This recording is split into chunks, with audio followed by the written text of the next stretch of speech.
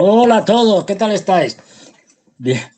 Bueno, como suelo decir siempre, buenos días, buenas tardes, buenas noches, allí en la parte del mundo donde estéis y parte del extranjero. Bueno, perdonadme el retraso porque llevo, a ver si esto se pone bien, llevo 2 días, llevo 2 días, aquí fue la calva, no se ve, tal, después de la final del mundial y tal, me había yo puesto aquí me había pintado la calva de amarillo y rojo y tal, y luego no salía. Es decir, por más que frotaba esto, no, y me ha costado 2 días sacármelo. Bueno, bromas aparte, hoy vamos a hablar de varias cosas y especialmente vamos a empezar de una de la que no se ha hablado demasiado. Algo se ha contado, pero poco. Y como sabéis, y esto no estoy diciendo nada nuevo, ya me lo habéis oído 250.000 veces, yo soy de los que pienso que estamos en una guerra mundial. Evidentemente esta guerra mundial es distinta a otras guerras mundiales, a la primera y a la segunda. No olvidemos, han pasado más de 81 años del final de la Segunda Guerra Mundial. No podía ser igual. Y lo estamos viendo claramente con la revolución tecnológica, en la guerra de Ucrania, en el tema de los drones, y ya no solo en Ucrania, también en Oriente Medio, en fin. Y además, es una guerra híbrida. Ya sabéis que este es un concepto, bueno, que en el fondo no se han inventado nada, pero los norteamericanos son especialistas en inventarse, digamos, conceptos, o mejor dicho, definiciones o palabras, ¿no? Como cuando se inventaron lo de poder blando y poder duro, hard power y soft power, que era una cosa de toda la vida, pues el poder duro, el poder militar y el soft power, el poder blando, el poder no militar, económico, cultural, etcétera.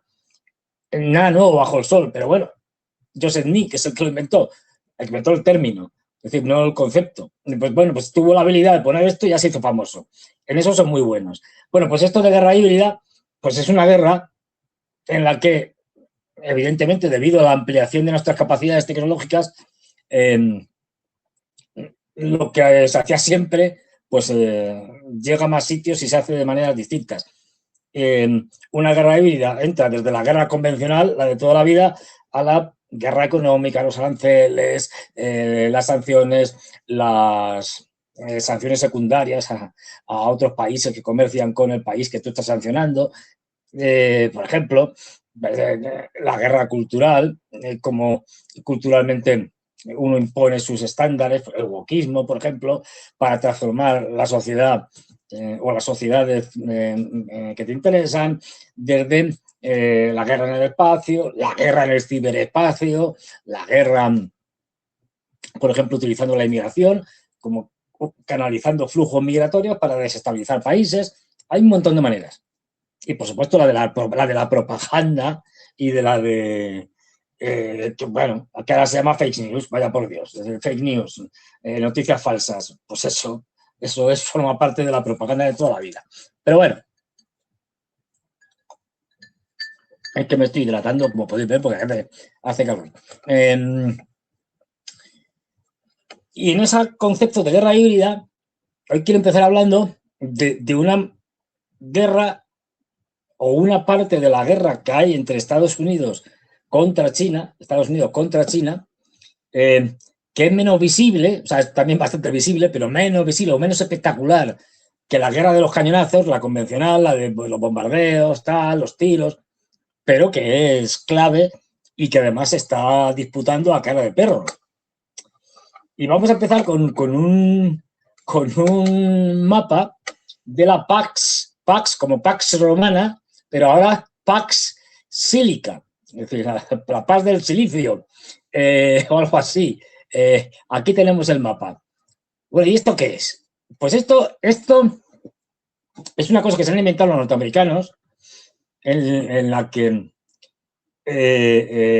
han montado algo así como una organización para controlar todos los elementos clave de o que tienen que ver con la inteligencia artificial y en general con el desarrollo de Internet en sentido amplio, ¿no? Es decir, pero vamos, fundamentalmente la inteligencia artificial. Y como veis aquí, es decir, han creado una organización, esta alianza y tal, en la que hay una serie de países, aquí veis el mapa y tal, ahora hablamos un poco de ello, y entonces pues la idea es controlar todo desde los países que fabrican o que tienen, por ejemplo, minerales o elementos estratégicos, a países como Holanda, que es donde está SML, la mayor empresa, el cuasi monopolio, sobre todo de alta gama de fabricación máquinas para el litografiado láser de los semiconductores.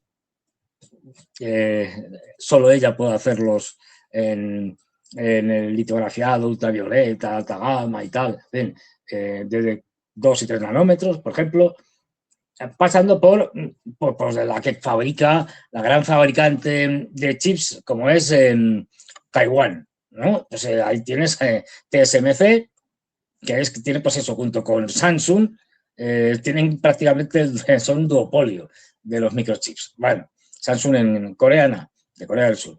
Bueno, pues como veis ahí, podéis ver aquí, pues eso, quién es en colores diversos, quién diseña, quién tiene materiales, quién tiene industria, quién fabrica, memoria, tal, bueno. Y fijaros en los países miembros, que esto es un poco lo relevante. Porque lo que están haciendo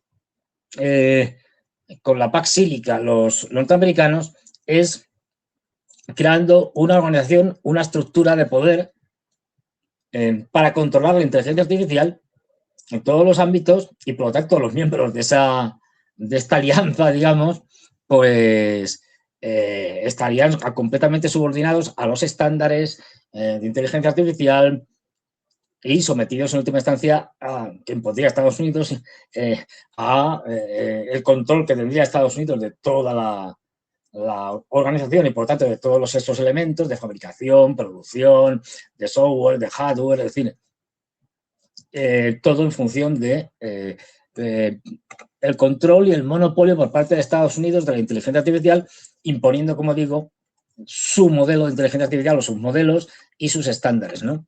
Bueno, pues, ¿quiénes están en esta alianza? Pues, como veis, hay algunas excepciones, pero ya os habréis percatado de que fundamentalmente los países occidentales. Japón, aquí lo tenemos en rojo, Corea del Sur, ojo, Corea del Norte no, que sale aquí expandido demasiado, pero Corea del Sur, Filipinas, otro gran aliado de Estados Unidos, actualmente Singapur, otro aliado de toda la vida, la India, que vemos aquí en verde, la India como gran potencia que ya es, juega a diferentes bandos en diferentes cosas. A veces salía, digamos, con los norteamericanos, a veces salía con los chinos y los rusos. Igual que se mete en esto, pues la India está los BRICS, por ejemplo. Es decir, toca todos los palos en función en cada momento de lo que le interesa y cada tema que es lo que más le conviene para hacer contrapesos y contrabalanceos.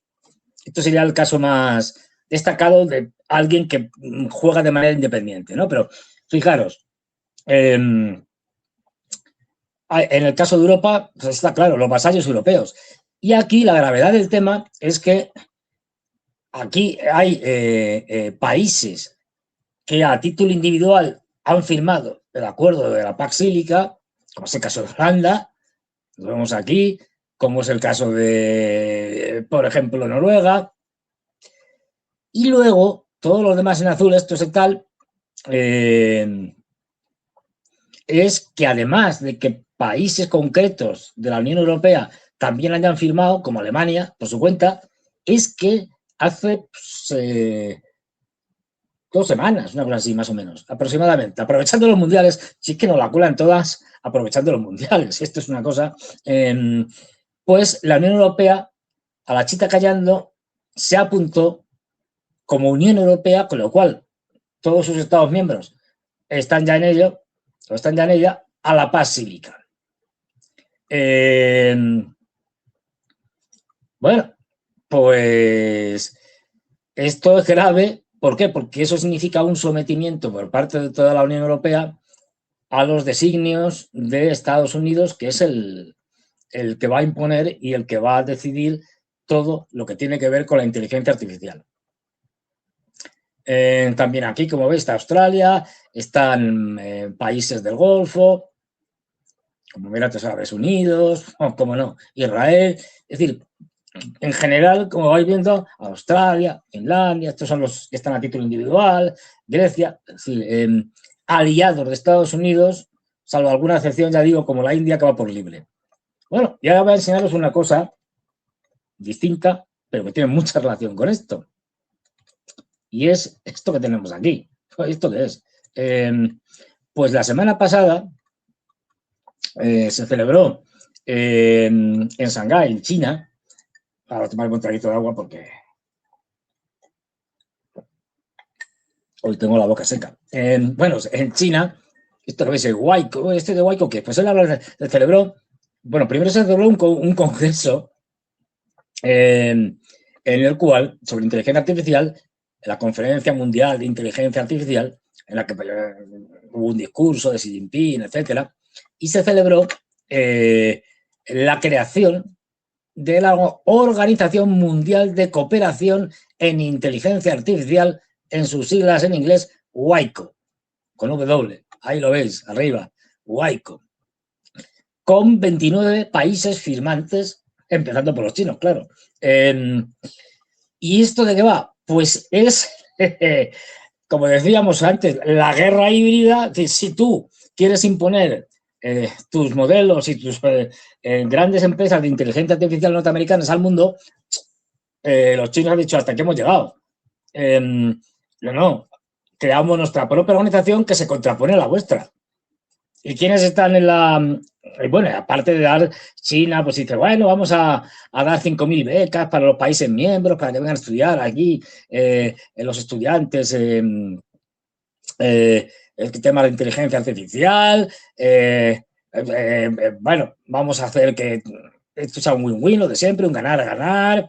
Claro, y lo que van a hacer es, digamos, desarrollar y de manera compartida, además con código abierto, que es como suelen hacer los chinos, desarrollar conjuntamente inteligencia artificial para oponerse, lógicamente, a la organización que están haciendo los norteamericanos.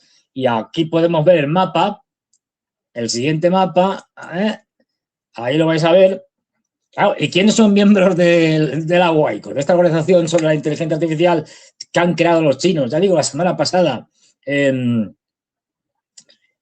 Y no nos hemos enterado, y que es importantísima porque va a ser seguramente lo que al final va a triunfar, dado que los chinos les están dando unos tortazos últimamente a los norteamericanos con el tema de la inteligencia artificial, pero notables. Pues claro, es que las cosas se ven muy claras en los mapas. Aquí están los chinos, claro, los rusos, que han sido, digamos, aquí los copartícipes de la iniciativa. Toda Asia Central, es decir, países que de una u otra manera están fundamentalmente ligados económicamente, y no solo económicamente, a China y a Rusia, todos menos el caso de Turkmenistán, que es un caso especial porque es un caso en el que apareció el país después de que se hundiera la Unión Soviética. Bueno, pues se declaró neutral y prácticamente no participa en ninguna organización mundial, con mucho a título de observador, y ni siquiera participa. Por ejemplo, aunque lo invitan y tal, pues un poco para que haya tal, pero bueno, no es ni siquiera miembro de en ninguna categoría de la Organización de Cooperación de Shanghái, no participa en nada excepto en Naciones Unidas. Con lo cual, bueno, es un caso raro, pero el resto, Kazajstán, Uzbekistán, Kirguistán, Tayikistán, todos. ¿Quién más está ahí? Pues Pakistán. ¿Y quién es Pakistán? Pues un aliado estratégico de China. ¿Y quién más? Pues en el sudeste asiático, fíjate, pues, buena parte de los países ASEAN que no son como Filipinas o Singapur, aliados de Estados Unidos. Birmania, pues claro, Myanmar, es decir, cuyo gobierno está apoyado por China y Rusia. ¿Y quién más? Pues aquí vemos, Laos y Camboya, aliados de China. Pues claro, y Vietnam, que no es aliado de China, pero cuya economía depende mucho de China.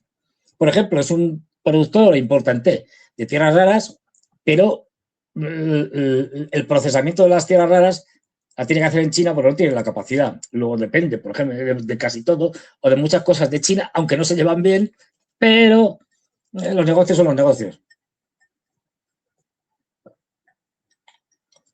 Y tampoco que los vietnamitas sean especialmente amigos de los norteamericanos.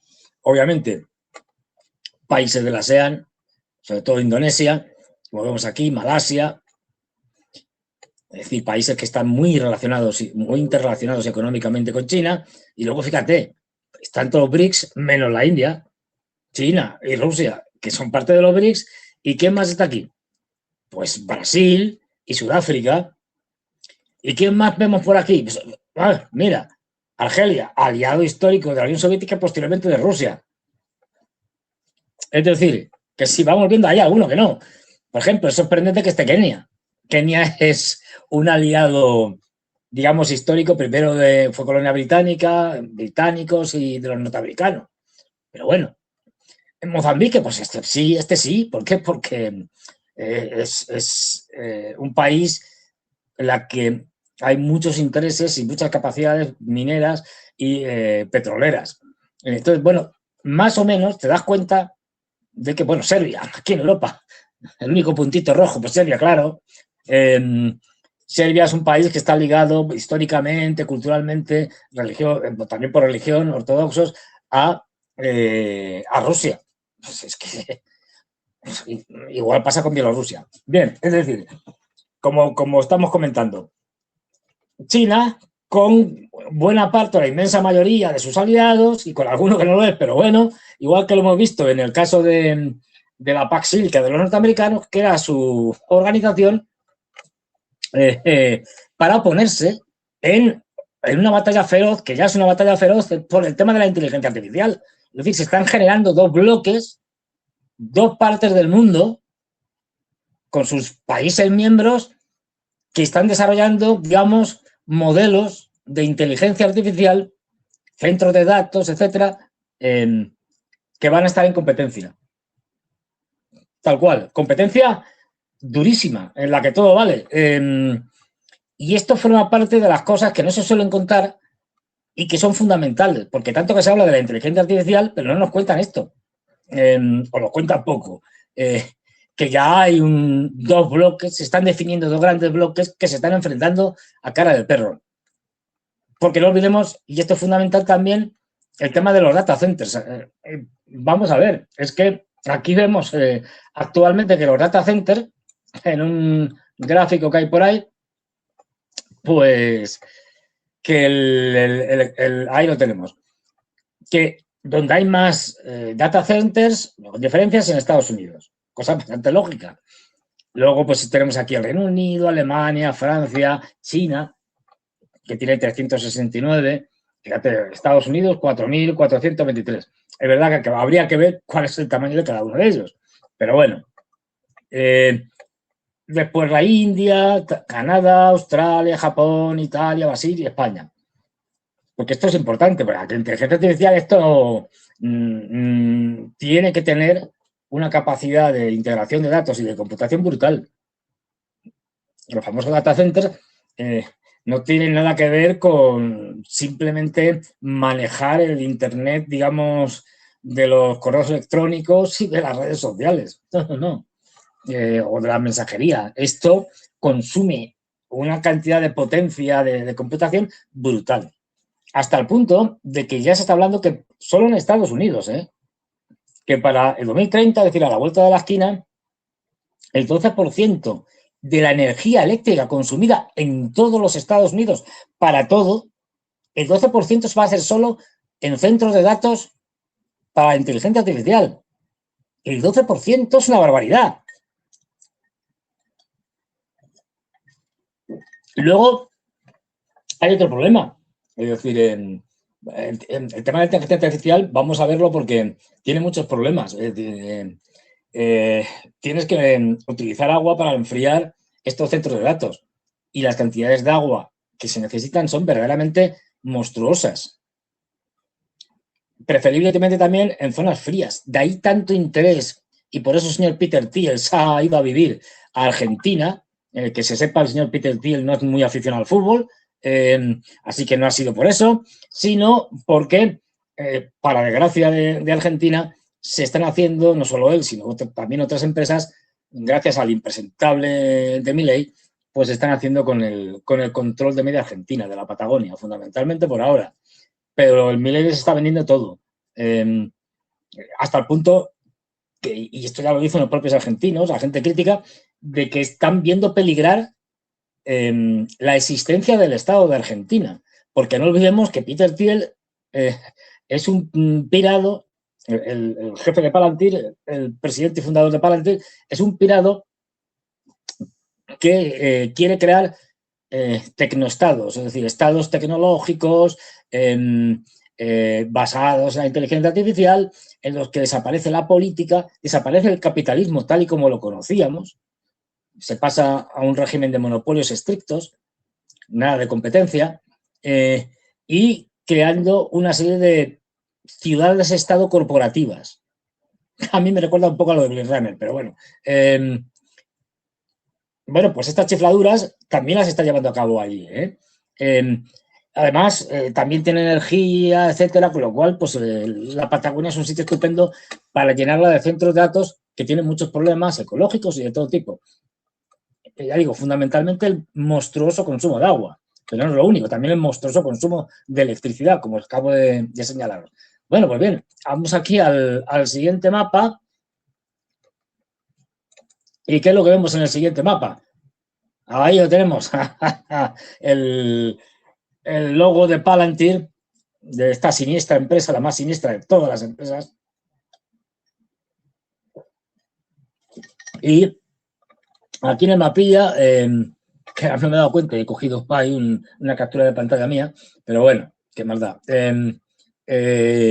Lo que quería enseñaros es justamente en el ámbito de la inteligencia artificial, aunque no solo en el ámbito de la inteligencia artificial, acordaros de que Donald Trump está apoyado no solo, pero fundamentalmente por la agenda de las grandes tecnológicas.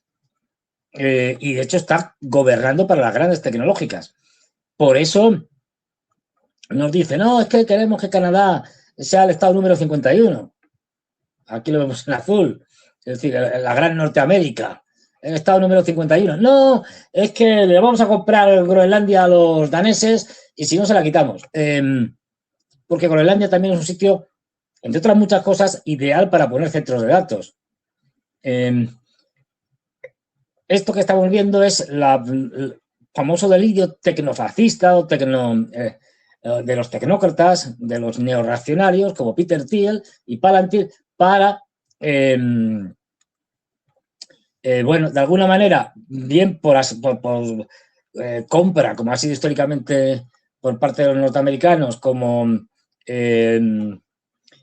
por anexión, es decir, o como en el caso de Venezuela, pues por bombardeo y captura de su presidente, la idea de quedarse con esta zona desde México, del Golfo de México, del propio México, no tiene por qué ser incorporado directamente, pero controlado inevitablemente, pues quedarse con toda esta región donde están las principales yacimientos de petróleo del mundo y desde luego de Estados Unidos. aquí tenemos a Venezuela, todo lo que hay en el Golfo de México y en México. Y Argentina juega un papel importantísimo en este diseño de dominio mundial de los norteamericanos.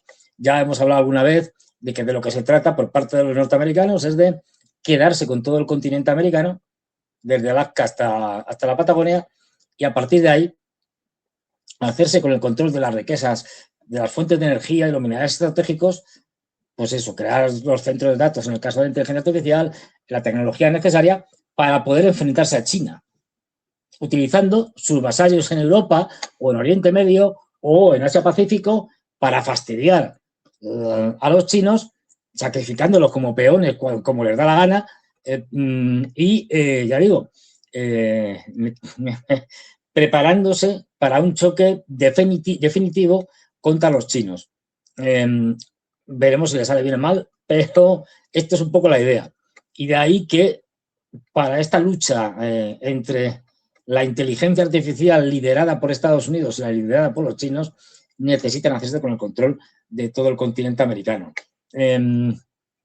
Pues en eso estamos. Quería contaros esto porque esto va a hablar cada vez más. Y ahora quería enseñaros, porque claro, es decir, en esta guerra ya, que como veis está en todos los frentes, es decir, desde la guerra económica a la guerra de la inteligencia artificial, como no, a la guerra convencional, a la de toda la vida. Pues bien, la guerra convencional, la de toda la vida, puesto aquí en un mapilla que soy yo, ahí lo tenéis, fijaros, cogiendo la parte así más dura de las guerras, y fijaros que en este mapa que tengo aquí, solo pongo guerras que bien son guerras de unos países contra otros o guerras civiles. Es decir, pueden tener más intensidad o menos, pero guerras al fin y al cabo. Bueno, pues fijaros cómo está el patio. O sea, cuando yo hablo de guerra mundial, es que buena parte del mundo ya está en guerra de las de toda la vida, no de las de guerra económica y tal, que esto está todo el planeta. Pues bien, fijaros, tenemos la guerra de Ucrania. Ya solo el hecho de la participación de Rusia y Ucrania es pues eso, es enorme. Fijaros que no pongo países que están en guerra de facto, es decir, pero que no han entrado en guerra directa, abierta, aunque como el resto, como todos los países de la OTAN europeos, pues están, ya digo, de facto en guerra, de hecho en guerra, haciendo todo, es decir, suministrando dinero a Ucrania, armamento, bueno, energía, de todo. También soldados que manejan las armas tecnológicas más desarrolladas, como los misiles Storm Shadow británicos y su versión francesa, los Scalpel franceses. Es decir, que lo único que falta ya es un choque directo a gran escala. Pero bueno, como todavía no ha ocurrido, no lo pongo, O sea, vale, tenemos la guerra en Ucrania, de la OTAN contra Rusia en Ucrania, pero solo pongo a los que están combatiendo de forma abierta y a gran escala. Luego en verde, lo que podemos llamar la guerra del Golfo por el momento, hasta que veamos qué nombre le ponemos definitivamente a nivel mundial, pero bueno, la tercera guerra del Golfo, la segunda, en fin, como se quiera. Bueno, la tercera sería. Los países en verde. Ya solamente aquí, y estamos hablando de países a los que, en este caso que es una guerra de misiles y de drones, fundamentalmente por ahora, solo en los que han intervenido, bien porque han lanzado misiles y drones o bien porque les han caído.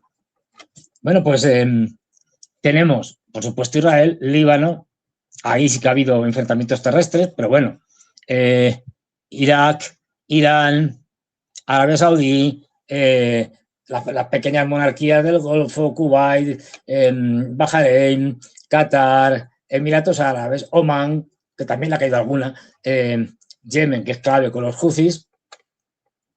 Bueno, pues aquí tenemos así bueno, y Estados Unidos, que no cabía aquí, pero que está ahí metido en guerra directa.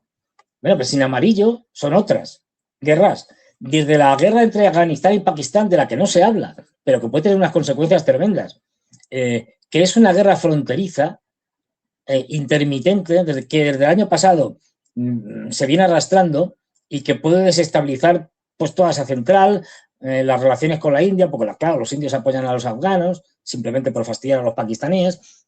Bueno, y no solo simplemente porque tienen intereses económicos, de acceso hacia central, etcétera, pero lo que estamos viendo es que incluso en estos choques fronterizos no son tan solo tan fronterizos, porque la potencia, digamos, dominante, la que tiene más capacidad militar, que es Pakistán, que es una potencia nuclear, bueno, pues ha bombardeado ciudades como la capital, Kabul, en Afganistán, o Kandahar, en el sur, la capital del sur, de los pastures. Es decir, que no es ninguna tontería. Igual, repasamos rápidamente esto que tenemos aquí. Libia, bueno, Libia ya sabéis, desde las primaveras árabes y cuando le cargaron a Gaddafi, esto es un desastre, es un caos y es un estado de guerra civil más o menos activada o semidesactivada en función del momento, con muchos actores y dos capitales enfrentadas, una en Trípoli y otra en Benghazi, es decir, un desastre. Guerra civil a varias bandas.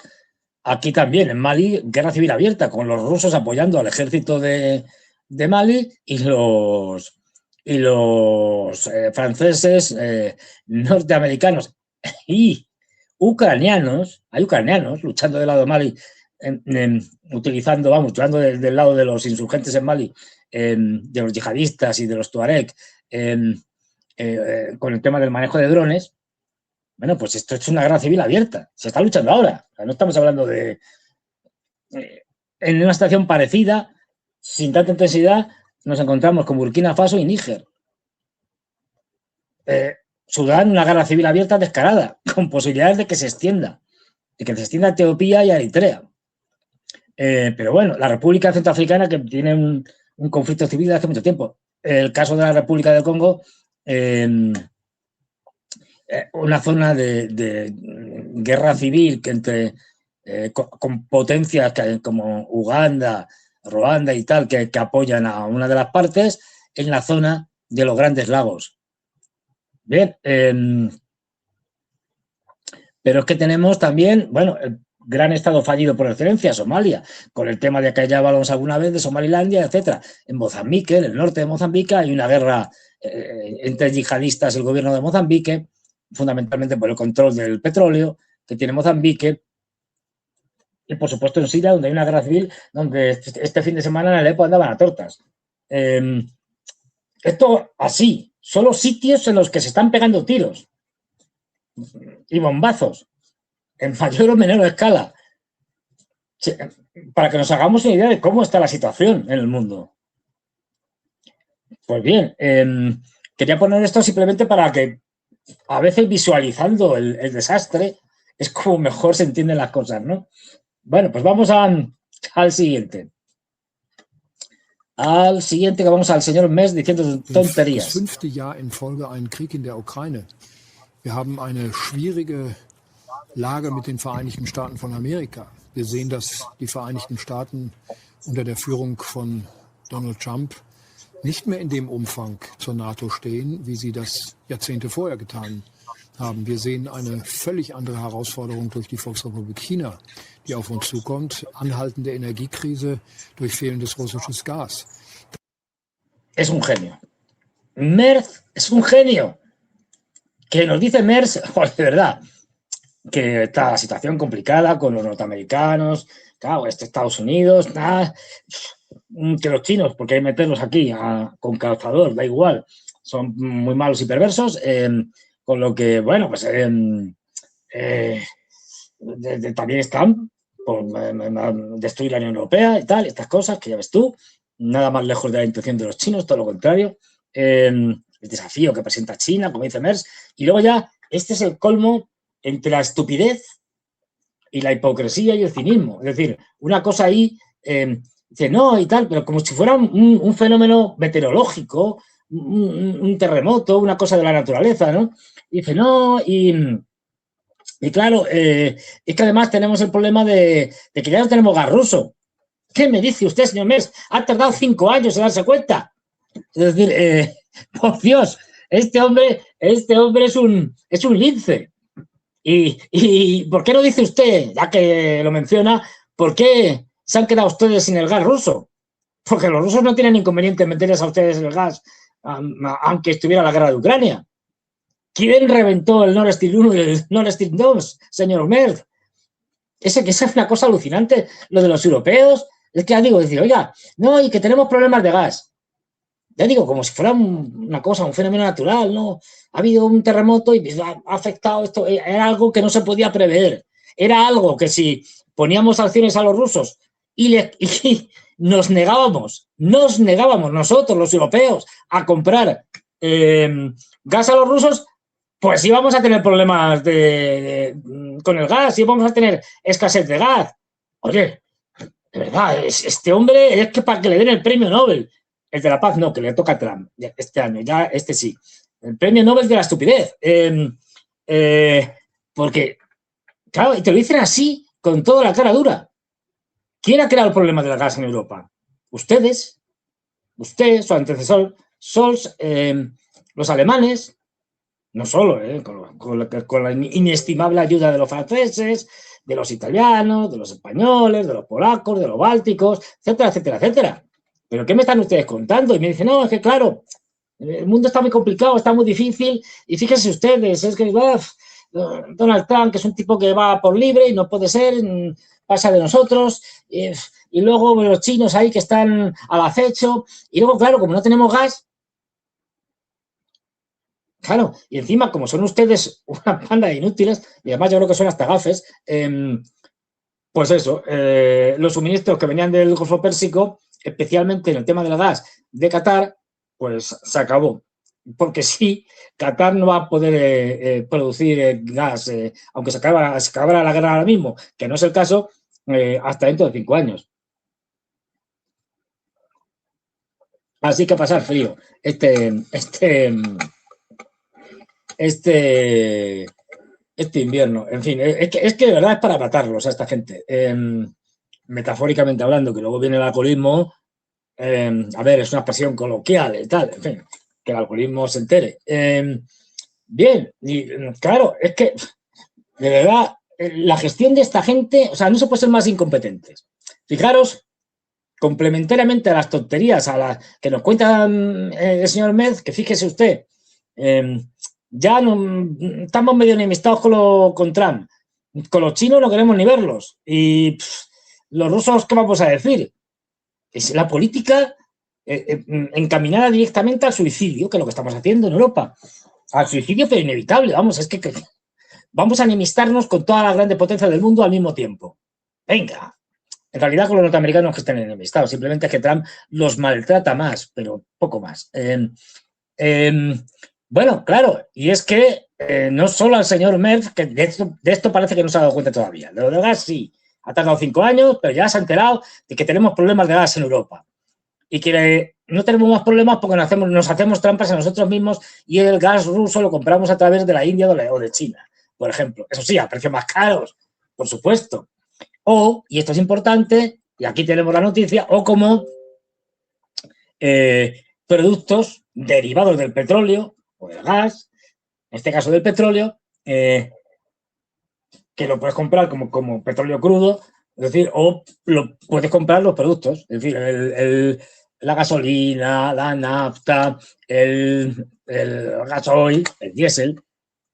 Y es que el diésel es clave, porque el diésel es clave para el comercio mundial, para el comercio marítimo mundial, es decir, y al mismo tiempo para toda la maquinaria industrial, maquinaria agrícola. Sin el diésel, los camiones, vamos, pero mal no, lo siguiente, se paraliza el mundo.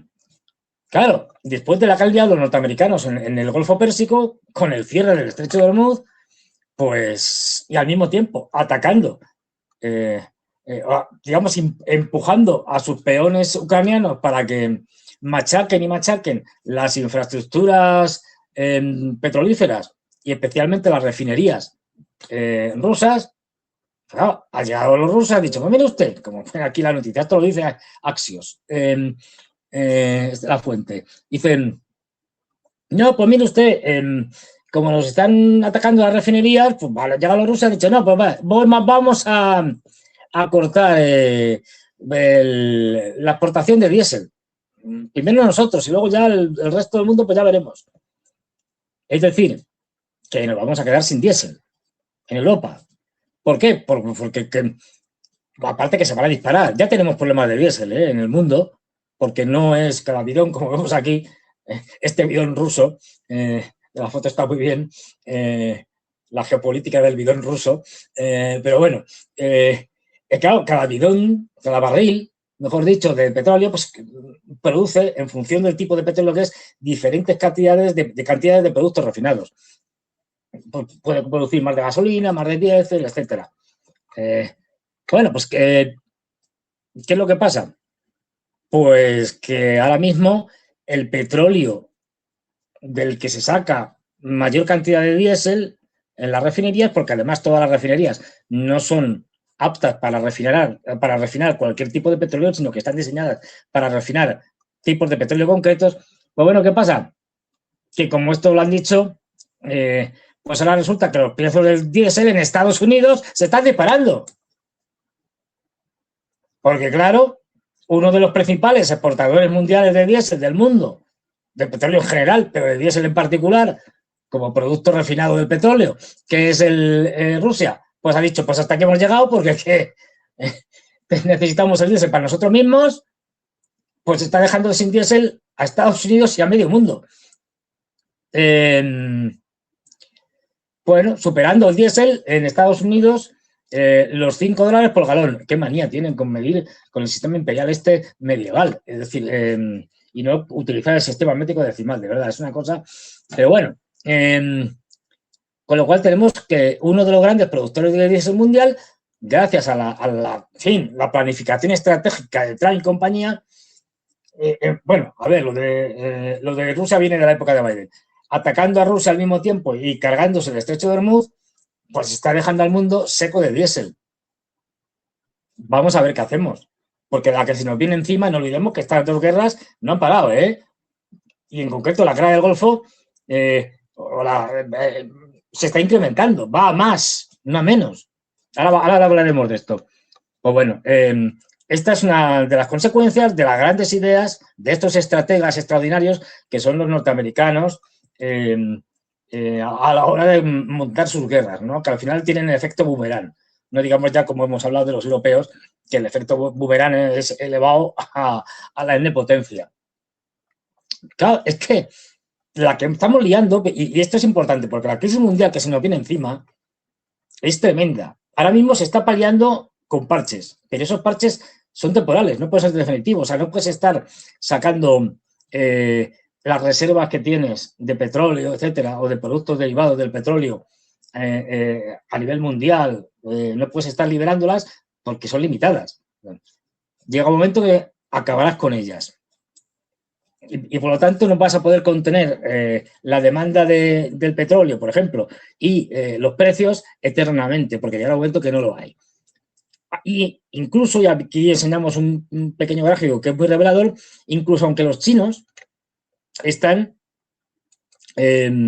haciendo todo lo posible para que el sudeste asiático, el sur de Asia, un montón de países, ahora mismo no estén en una crisis global, pero de morirse de hambre, literal, que estamos hablando de fertilizantes, estamos hablando de gas, de petróleo, de helio, de azufre para la separación minera de diferentes elementos. Estamos hablando de un montón de cosas que están faltando. Bueno, pues fijaros, lo que han hecho los chinos es ellos, por su cuenta, o sea, por decisión propia, recortar su consumo de petróleo. De tal manera que al recortar de una forma, como veis aquí, muy notable su consumo de petróleo, es decir, de compras de petróleo, que sería de importaciones de petróleo del exterior, pues esto ha producido que haya más en el mercado, pero como vemos aquí, todas las cosas tienen sus consecuencias en esta vida. Ayudando a otros países, como digo. Pero claro, si os fijáis aquí arriba, Tenemos total las importaciones de petróleo de China, totales. 7.000, esto como pone el puntito, 7 millones, números redondos, que sería una coma, en español, 7 millones de barriles diarios. Esto es lo que consume China. Ojo, de los cuales, de origen ruso, son 2,2. Es decir, Rusia, el porcentaje de importaciones de China de lo que viene de Rusia, del petróleo de Rusia, es aproximadamente un 28%. Esto es clave. Es decir, China es muy dependiente del petróleo ruso, no solo del Golfo Pérsico, que también lo es. A pesar de que China produce mucho, pero es que necesita al mismo tiempo mucho. 1.400 millones de habitantes y una economía en constante crecimiento. Pues bien, ¿qué es lo que está pasando? Que vemos aquí, si comparamos las importaciones del petróleo chino en junio de 2025 y en junio de 2026, un año después, pues fijaros que debido a lo que está pasando, China ha tenido que reducir de estos 12 millones a 7 millones de barriles importados por día. Ha tenido que extraer más de del petróleo que tienen ellos, pero aún así ha tenido que reducir su consumo. Es verdad que los chinos tienen flexibilidad para esto, por el tamaño del país, porque tienen más recursos, por un montón de cosas.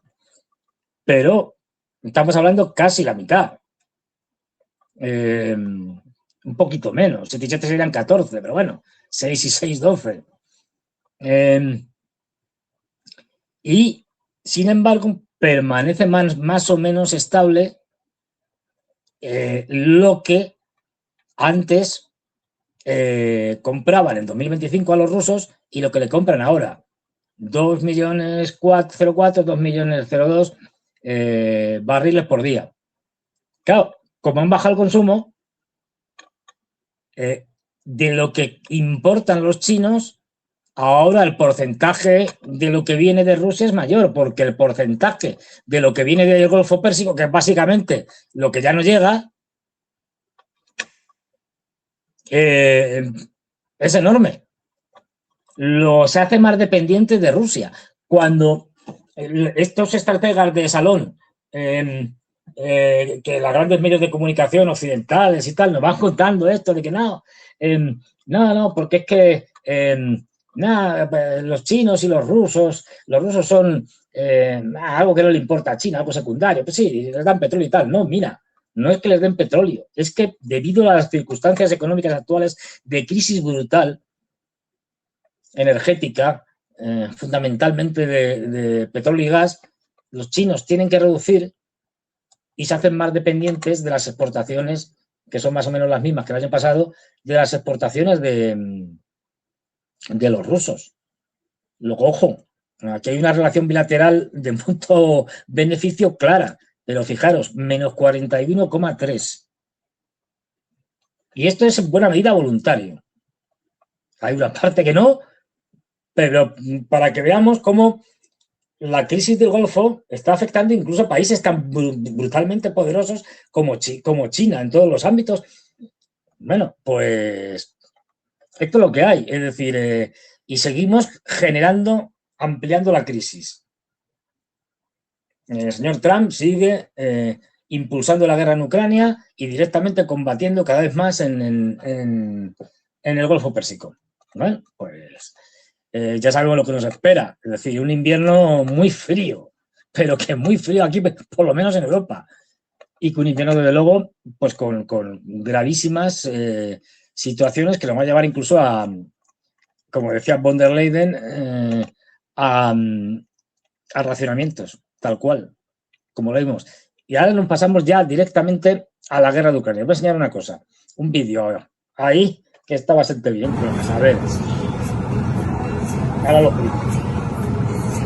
Вон из пулемет, блядь, ёбаный. Он на них Блядь, ёбаный, блядь, стреляйте, ёптать. Menos mal que han salido corriendo. Ай, блядь, на. Fijaros cómo está la cosa. Ahí ебать, salen corriendo y es ебать. que se le mete por la ventana. Vamos, por la puerta. Ай, O por la ventanilla de la puerta. Pero Охуеть, блядь, там пацаны живые, нет? menos mal que han salido corriendo. Bueno, Блядь, pues esto es пиздец. en la autopista Я охуею. que une Rusia con la región del Donetsk. Y fijaros lo que es ya la guerra de drones.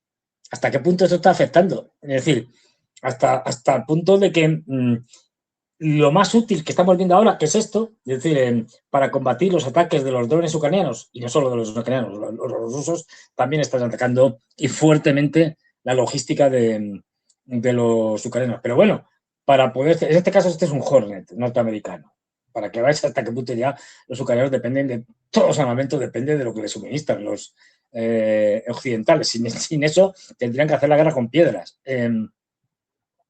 Cómo están atacando constantemente la logística y esto que es por el momento lo mejor que se ha podido hacer tanto del lado de los ucranianos como de los rusos, de cualquier mundo, que es pequeñas unidades móviles, como veis. Esto es típico de camioneta con la ametralladora detrás, tipo Mad Max, la famosa película. Bueno, pues esto, con una ametralladora ligera, que es lo más útil, si claro, tienes la sangre fría y apuntas bien para unos drones que van bastante lento y que se les ve venir, poderlos derribar. Aún así, los drones efectivamente atacan a estas pequeñas unidades de defensa de la logística y bueno, pues esta es un aspecto más de una guerra que, como vemos ahora en este vídeo, fijaros en el techo, en el próximo vídeo, fijaros en lo que se ve hacia arriba, no en la carretera y en los cochecitos, porque fijaros, bueno, quita ese ruido, esa música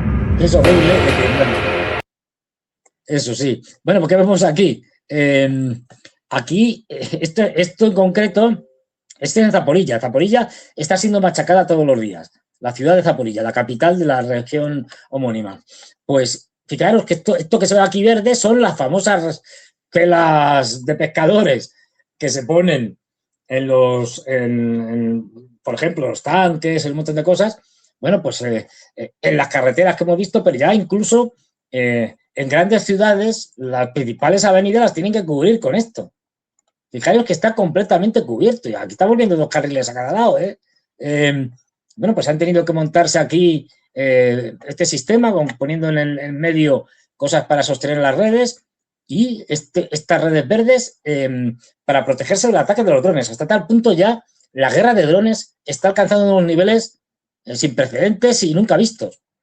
Pues fijaros, Zaporilla, la capital, para protegerse en este caso de los ataques de los drones rusos, porque está siendo muy castigada. Todos los días les está cayendo algo. Y esto lo vamos a ver ahora en un mapa que más o menos nos refleja los ataques que están siendo vistos en los últimos tiempos. Es decir, tanto de misiles como de drones. Esto pues sería más o menos la última semana y media, una cosa así. Y lo que están haciendo los rusos. Y el mapa, como podemos ver, vamos a empezar por el puerto de Odesa. Aquí la zona está roja. Estos puntitos son más o menos ataques, donde ha habido ataques de drones y misiles rusos, fundamentalmente, ¿no? No necesariamente donde veamos más zona amarilla quiere decir que ha habido más ataques, es decir, pero lo importante es ver dónde están las zonas, los puntitos amarillos. Odesa, ya los rusos han declarado un bloqueo, es decir, de hecho hoy han atacado nuevamente barcos que intentaban llegar al puerto de Odesa. Realmente el puerto son varios y los están atacando sistemáticamente todos los días, pero todos los días, y además con una extremada dureza. Y aquí sí ya atacando barcos, como digo, atacando instalaciones portuarias de todo tipo, nada de como hasta hace no demasiado tiempo estábamos viendo, ¿no? Bueno, ataques, un depósito de diésel, tal, o de gasoil, bueno, una instalación donde estaban los británicos allí fabricando drones o dirigiéndolos, no. Ahora ya sí es directamente a cargarse una vía fundamental para la exportación de grano de Ucrania, que se hace a través del puerto de Odesa, y también para la importación de armamento y otro tipo de cosas que también llegaba por el Mar Negro al puerto de Odesa. Bueno, pues esto se está acabando. Ya por fin los rusos han decidido acabar con esto. No se entendía por qué no lo habían hecho, bueno, mucho antes. Es decir, y luego también, fijaros, Gerson, nada, poca cosa, porque en Gerson es verdad, hay poca actividad militar de unos y de otros. Y luego ya, Zaporilla, estos puntos más amarillos que vemos ahí, como digamos en la vertical de Crimea, que la ciudad que hemos visto con la red esta de pescadores protegiendo la circulación y que está siendo muy castigada. Luego, fijaros, nos vamos fundamentalmente a la zona aquí de, digamos, al norte de lo que sería Gilapole, bueno, arriba de Zaporilla, de Dnipro.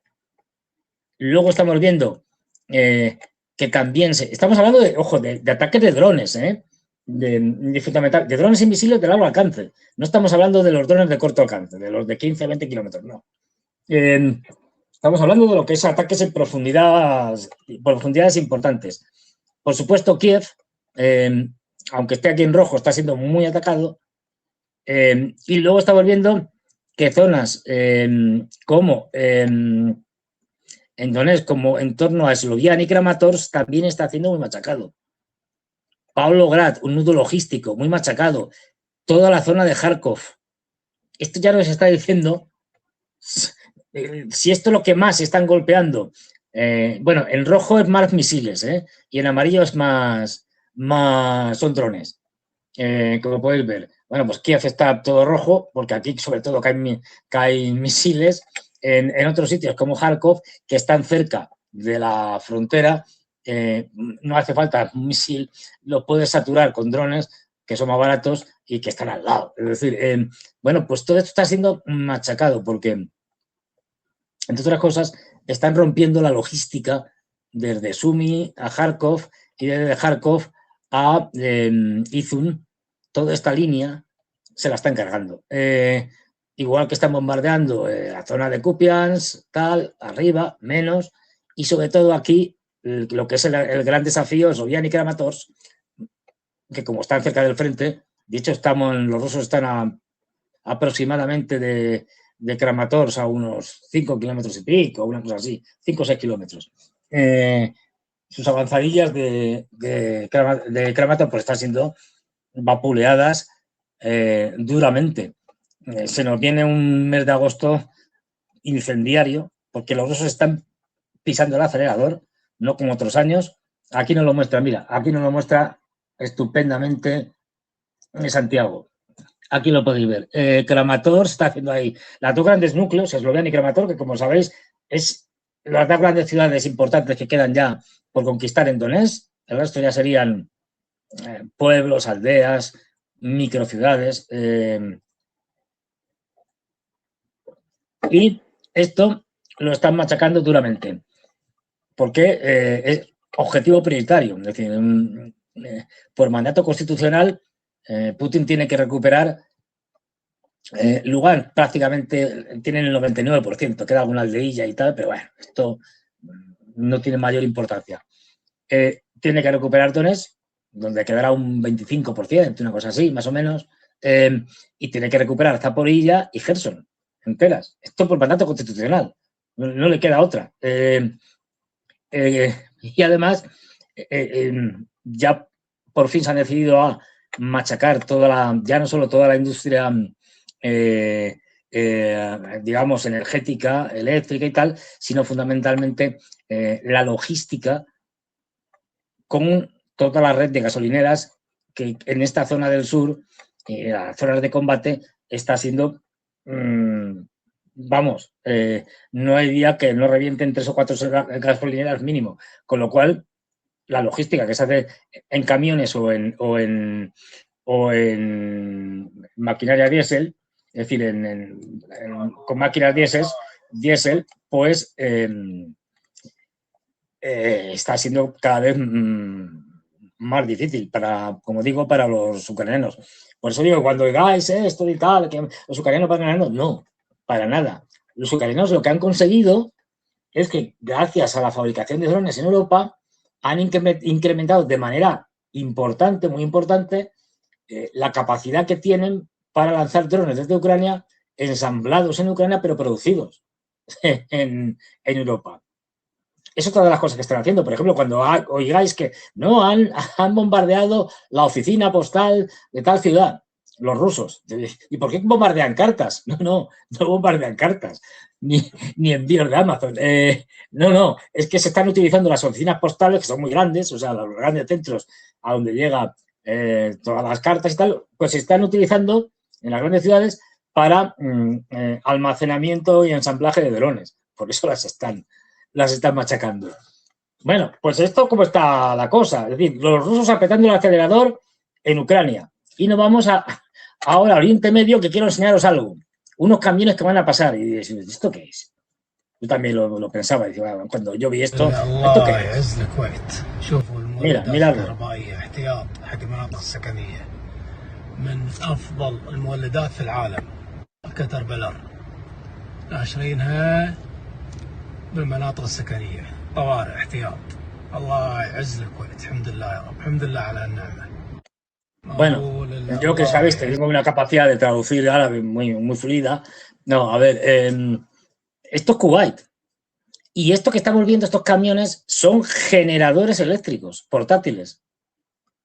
Porque como los iraníes están golpeando a los kuwaitíes últimamente en su capacidad eléctrica y desalinizadoras, ya tienen lo suficientemente mermada su capacidad de generación de electricidad que están teniendo que traer esto que veis aquí, estos camiones que son generadores eléctricos portátiles porque ya no les da.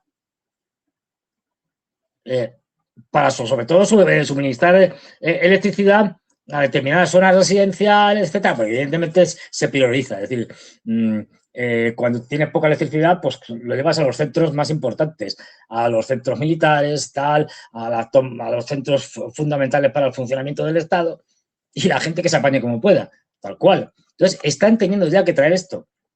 Esto es importante, ¿eh? Porque, como sabéis, uno de los sitios, si no el sitio donde más se están machacando los iraníes ahora mismo, es en Kuwait, junto con Bahrein, con la isla de Bahrein, antigua sede, pues ya eso no sirve para nada, de la quinta flota norteamericana. Para que veáis cómo está la situación. Mientras tanto, los enemigos habituales, es decir, Estados Unidos, por el momento, ahora veremos, los israelíes están encantados de la vida, ahora veremos por qué. Estados Unidos no está más que llevando aviones hacia el lugar. Lo último que sabemos es que a finales de la semana pasada se desplegaron en la región, lo leo porque si no son muchos datos, al menos 9 cazas de F-35, 6 cazas F-15E, 7 cazas F-16. De los cuales los F-16 fueron a Jordania, a las bases de Jordania, en concreto la de Mukabar Salti. En Jordania tiene 2 bases, si mal no recuerdo, importantes norteamericanas. Luego, otros 4 escuadrones de aviones de combate se desplegaron también en Oriente Medio en los últimos días, con otros 15 cazas F-35A, 12 cazas F-15 de la base aérea de Lankelhead, esto suena británico, así como 12 cazas F-16 de la base de Aviano en Italia. También se desplegaron aviones cisternas italianos 767 hacia la región. Es decir, el grupo 14 del ALA, estacionado en la base aérea Pratica di Mare, cerca de Roma, también fue desplegado hacia Oriente Medio. Otros 12 casas, estoy fatal, otros 12 cazas de F-16 desde la base aérea de Spandenhagen, en Alemania, también han ido para allá. Es decir, incluidos también, además, el 20 de julio, hoy es 21, o sea, ayer, también un avión de transporte C-130H2 Hércules de la Fuerza Aérea Polaca llegó a Jordania desde Cracovia. Esto es importante porque muchas de las cosas están llegando y están mandando cosas, los europeos y los norteamericanos, hacia Jordania, porque Jordania, que está siendo bombardeada durísimamente por los iraníes en esta última etapa de la guerra, es la última avanzadilla, digamos, más o menos hasta hace unos días, hasta la semana pasada, más o menos, no diría intacta porque algo le cayó, pero bueno, no le había caído mucho, a diferencia de las bases que estaban situadas en el Golfo Pérsico, pero debido a la importancia que tiene, ahora mismo los iraníes están atacándolas y de hecho los 2 muertos y un desaparecido que el otro día dijeron que habían tenido en una de las bases jordanas los norteamericanos, pues eso, son producto de los ataques iraníes que están destruyendo buena parte de las bases en Jordania con ataques intensivos durante esta última semana. Y ahora os voy a enseñar, esto ya incluso lo muestran tranquilamente, pues ya para qué vamos a ocultarlo. El efecto de los misiles iraníes que impactan directamente en la base militar estadounidense en Bahrein. Fijaros el destrozo. Pues así es como está quedando la base, la principal base norteamericana, bueno, marítima de Bahrein, que cuando digo lo estaba la quinta flota, vamos, una ruina. Que ha sido machacada, no, lo siguiente, es decir, es que la tiene, no hay día prácticamente que no le caiga algo. Mientras tanto, vamos a ver a uno de los más impresentables de los impresentables, y mira que en este mundo tenemos unos impresentables, un número de impresentables muy grande, que es ni más ni menos que a Bezalel Smotrich, el ministro de Finanzas de Israel y uno de los más ultramontanos del gobierno de Israel, de los que son más radicales y más bestias a la hora de reclamar una política dura contra todo el mundo, es decir, que no sean ellos. Pues este señor que está aquí, ¿qué es lo que ha dicho? Leo textualmente. Israel no tiene ningún, esto lo ha dicho hoy o ayer, Israel no tiene ningún interés en involucrarse en el conflicto limitado entre Irán y Estados Unidos. La situación actual es la mejor posible para nosotros. Están encantados de la vida. El trabajo sucio se lo está haciendo Trump ahora mismo. Con lo cual ellos pues sí se dedican a bombardear un poco a los pobres gazatíes, a los palestinos y tal. También de vez en cuando les pegan ahí un bombazo a los libaneses. Lo que tienen ahí cerquita. Pero el trabajo duro contra los iraníes, que lo hagan los norteamericanos y que sean las bases norteamericanas las que sufran. Ojo porque esto se le va a acabar al señor Smotrich, porque todo apunta a que está muy cerca el que los israelíes vayan a intervenir también contra los iraníes. Pero más claro no lo puedo decir. Tenemos a un tonto que se llama Donald Trump, que está en la Casa Blanca, al que controlamos, vaya usted a saber por qué es, por los papeles de Einstein o por lo que sea, y que nos está haciendo el trabajo sucio.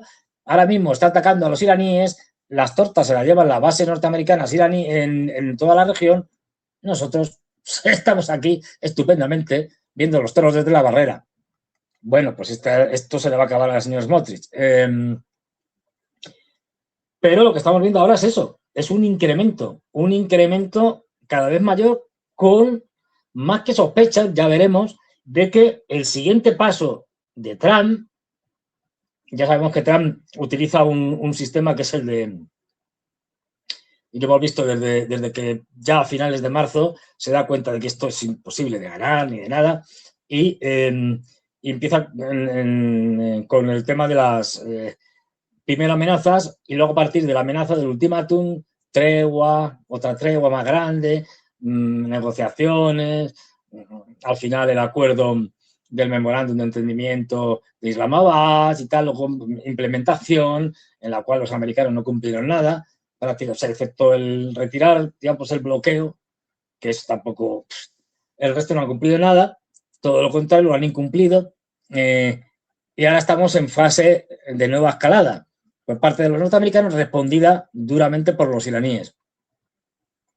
Todo apunta a que otra vez Trump quiere ganar tiempo, es decir, quiere volver otra vez al jueguecito de, bueno, pues ahora escalo, luego digo, bueno, esto ya lo ha dicho, no, los iraníes han dicho que quieren negociar de nuevo, que quieren pactar, que quieren hablar con nosotros. Mentira, los iraníes han dicho que son mentiras, pero da igual.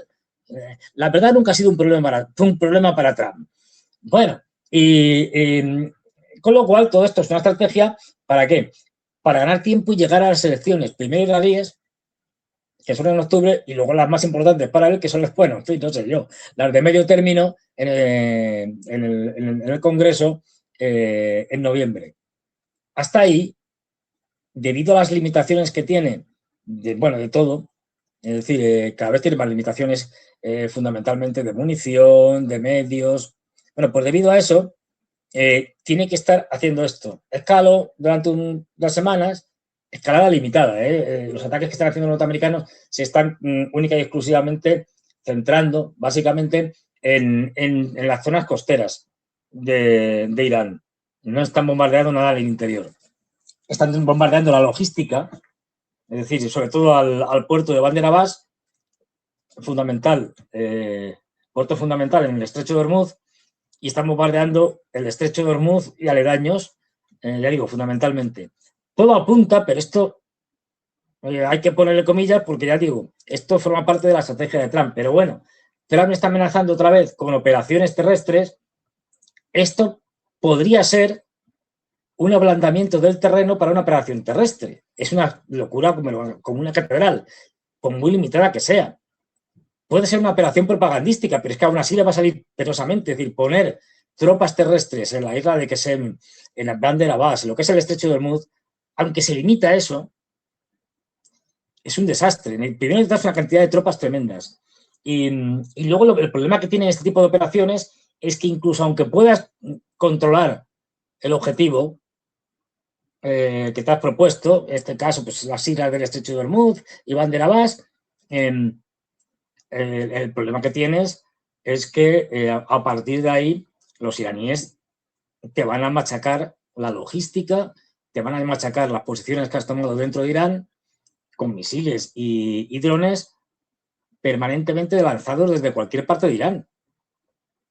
Eso es insostenible, con lo cual sí, puede que llegues, lo tomes, pero después, bueno, lo tomes con muchas bajas, es decir, y después no vas a poder sostenerlo en el tiempo, no vas a poder mantenerlo. Bueno, puedo intentar mantenerlo hasta noviembre y luego ya me voy, que ya me da igual todo, pero es un desastre. Todo esto con lo que señalábamos antes, con la economía mundial cada vez resintiéndose más, porque por el momento el estrecho de Hormuz sigue cerrado. Solo pasa lo que quieren los iraníes y ahora mismo el tráfico está bajo mínimos. Pues esto es la situación en la que estamos. No sé qué tal vamos de tiempo. Santiago, si hay tiempo para alguna pregunta. Aquí me dice Ricardo Coutinho Sánchez. Y la tibieza de Putin, ¿qué pasa? ¿Qué pasa? ¿Qué cosa? Bueno, parece que a Putin por lo menos le están la situación y los propios población y el establishment le están empujando por lo menos a que abra la mano para que los militares puedan atacar objetivos más duros. Es lo que está pasando con Odessa. Antes hacía ataques puntuales en Odessa a determinados objetivos dentro de todo el complejo de puertos de Odessa. Y bueno, pues eso sí dañaba cosas, pero no terminaba de rematar el tema de Odessa, entre otras cosas porque no era sistemático. Ahora sí que estamos viendo ataques sistemáticos contra el puerto de Odessa todos los días y contra barcos, que esto no lo hacían. Esto era muy raro. Es decir, con lo cual sí que se está encargando la capacidad de los ucranianos para utilizar el puerto de Odessa de cualquier manera. Con lo cual eso es un golpe demoledor.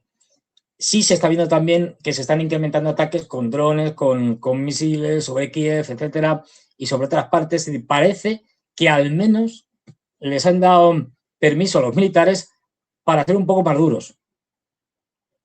Vamos a ver qué pasa en agosto, porque también va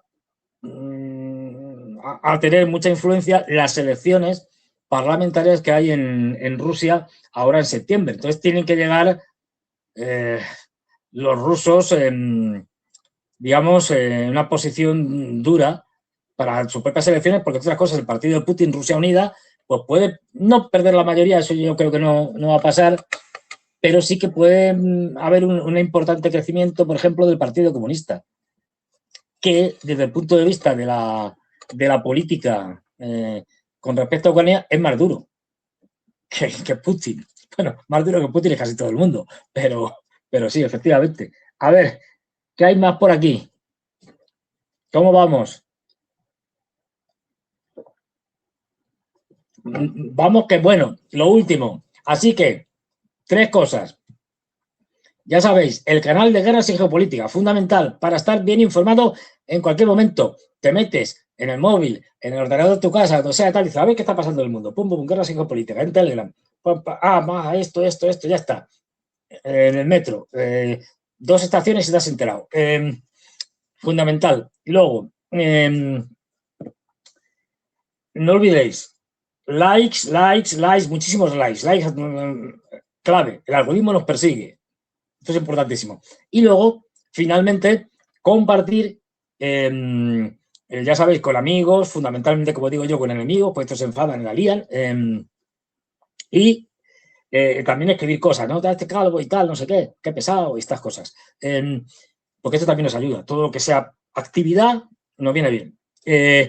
Y bueno, ya me despido, ya sabéis, pero nos vemos ya, porque hoy es martes y mañana es miércoles. Fernando parece un político europeo con este tipo de razonamientos. Y mañana miércoles con Ezequiel, más madera, que es la guerra. Así que nos vemos mañana. Hasta mañana. Venga, chao, hasta luego.